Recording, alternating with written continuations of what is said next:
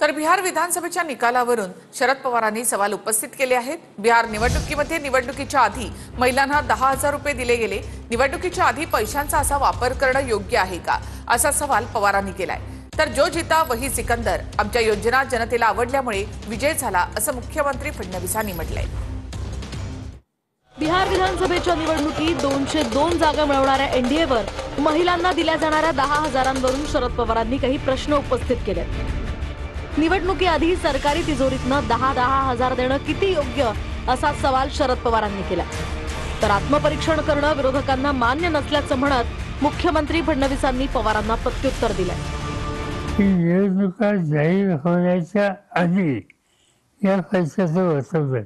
हा पैसा कुठला? सरकारी खजिन्यात। सरकारी खजिना मतदान करा याच्यासाठी वापरणं, याचा अर्थ सरळ निवडणुका गैरमार्गानं लढायची भूमिका आहे। असं आहे, जो जीता वही सिकंदर।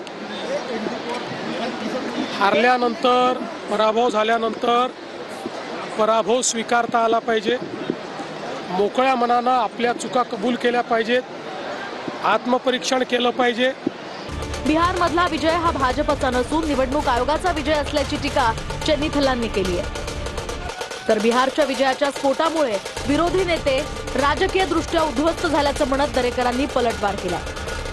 महाराष्ट्र और हरियाणा में जो हुआ है उसी समान बिहार में भी हुआ है। ये इलेक्शन कमीशन की जीत है, बीजेपी का जीत नहीं है। इलेक्शन कमीशन ने जिस तरीके से चुनाव की प्रणाली अपना रहे, उसके वजह से बीजेपी जीत रहे हैं। बिहारच्या विजयाचा आनंदी स्फोट एवढा जबरदस्त आहे, सर्व लोक उद्ध्वस्त झालेले आहेत राजकीय दृष्ट्या। आम्ही त्या ठिकाणी लोकसभेच्या वेळेला महाराष्ट्रामध्ये जे काही महाविकास आघाडीला यश मिळालं ते आम्ही स्वीकारलं आणि पुन्हा नव्या उमेदीनं आम्ही विधानसभेच्या निवडणुका प्रचंड बहुमताने जिंकल्या। तिथे आम्ही रडीचा डाव खेळलो नाही। देशाची बदनामी करतात आणि मग परत एकदा परदेशात निघून जातात। अशा लोकांना, जे पार्ट टाइम पॉलिटिशियन आहेत, जे पार्ट टाइम म्हणजे 100% त्यांना भारतीय पण म्हणायचं का, हाही आता प्रश्नचिन्ह आहे। अशा लोकांना परत एकदा बिहारच्या जनतेने नाकारलेला आहे। वोट चोरी हा जो काय फेक नरेटिव्ह सेट करण्याचा प्रयत्न राहुलजी गांधी आणि त्यांच्या टीमने केला होता, तो सबसेल फेल ठरलेला आहे।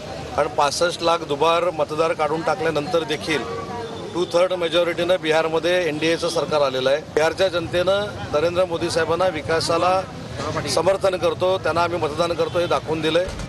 दरम्यान आता मतदान केंद्रांवर नव्हे तर भाजपच्या कार्यालयात मतदान घेतलं पाहिजे, अशी बोचरी टीका बच्चू कडूंनीही केली आहे। वातावरण जर बिहारचं पाहिलं तर असं वाटत होतं का इतक्या फरकानं सरकार एनडीएचं येईल असं चित्र नव्हतं।